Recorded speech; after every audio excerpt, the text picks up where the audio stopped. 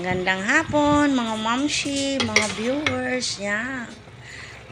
Magluluto tayo ng dinner for today. Kalderetang atay ng manok. Yan, ibababad natin ang ating atay sa patis, seasoning, Sprite, paminta. Hayaan lang natin siya na mababad para ma-absorb ng atay ang lasa. Yan, mga mamshi. Hayaan lang natin siya na mababad. At nilagyan natin siya ng ketchup para may tamis. Mag-aagaw ang tamis at alat. Yan ang sikreto ng ketchup. At bawang para magkabango. Mabango ang ating atay. Yan mga mamsi, halu-haluin lang natin. At iset aside natin yan. Yan, ipiprito natin yan. Half cook lang natin siyang ipiprito mga mamsi.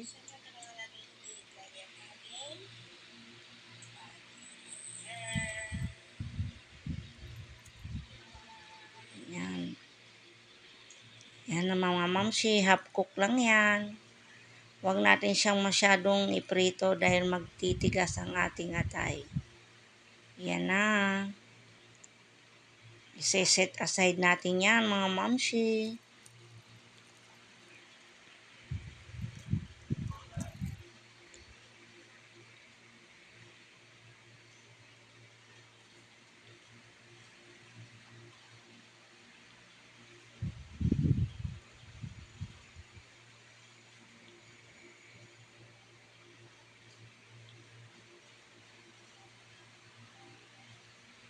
Medyo marami tayong atay na binili. 1 kilo yan. Para baon ng aking mga anak.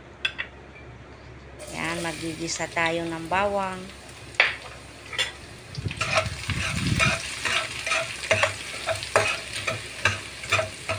Ayan lang natin na mag-brown ang ating bawang para mabango. Ayan, brown na siya. Nilagay na natin ang ating sibuyas. Ayan. Gisa-gisa lang mga mamsi.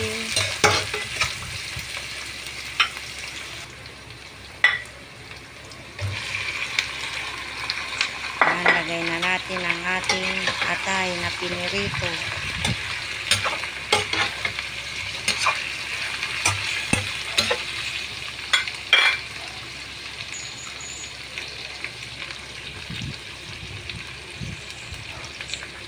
Chicken cubes.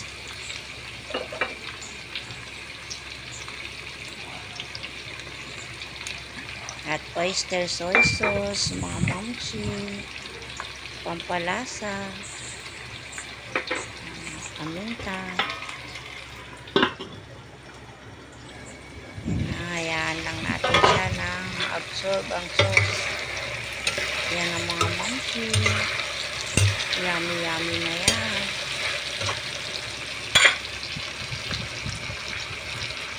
Mas lalo pa natin pasasarapin yan mga mamsi.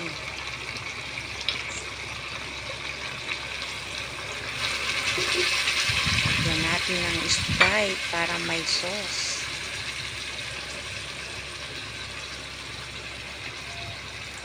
At tomato paste.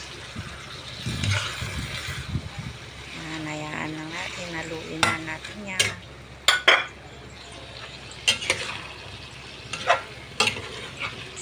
Yan na mga mamsi, yummy na siya. Ang ganda ng kulay niya mga mamsi. Kulay pa lang, sarap-sarap na.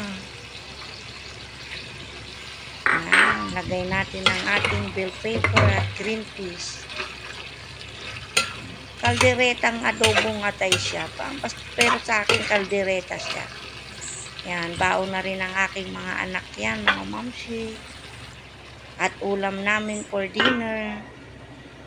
Yan na, luto na yan. Hayaan lang natin na ma-absorb ang sabaw. Yan na siya mga mamsi. Sarap-sarap na yan. Ilagyan lang natin ng konting asukal para maghalo ang alat at tamis. Yan, kain na tayo mga mamshi. Yan, sarap-sarap niyan mga mamshi. Napakasimple lang siyang lutuin pero the best. Yan, thank you for watching. Kain na tayo. Thank you for watching mga mamshi. Thank you to all your support.